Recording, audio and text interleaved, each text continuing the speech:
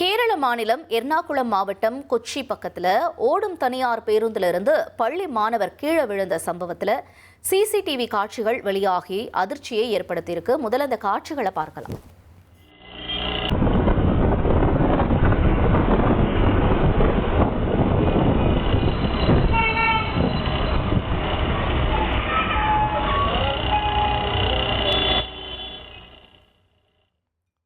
பேருந்து நிறுத்தத்துக்கு முன்னாடியே கதவு திடீர்னு திறந்ததுனால இறங்கறதுக்காக நின்றுட்டு இருந்த மாணவர் கீழே விழுந்ததா சொல்லப்படுது. இதுல மாணவருக்கு முகம் அப்புறம் தாடை பகுதிகளில் பலத்த காயம் ஏற்பட்ட நிலையில மருத்துவமனையில அனுமதிக்கப்பட்டிருக்கார். பெற்றோர் அளித்த புகாரின் பேர்ல போலீசார் பேருந்தை பறிமுதல் செஞ்சதோட ஓட்டுநர் மற்றும் நடத்துனர் மேல வழக்கு பதிவு செஞ்சு அவங்களுடைய உரிமைகளையும் ரத்து செஞ்சிருக்காங்க.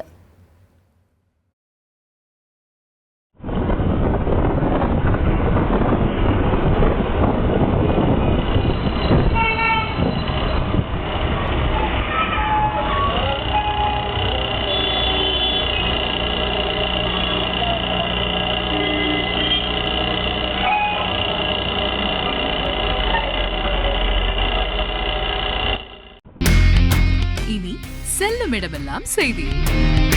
தந்தி டிவியின் வாட்ஸ்அப் சேனலை ஃபாலோ பண்ணினா செல்லருக்கும் இடமெல்லாம் செய்தி.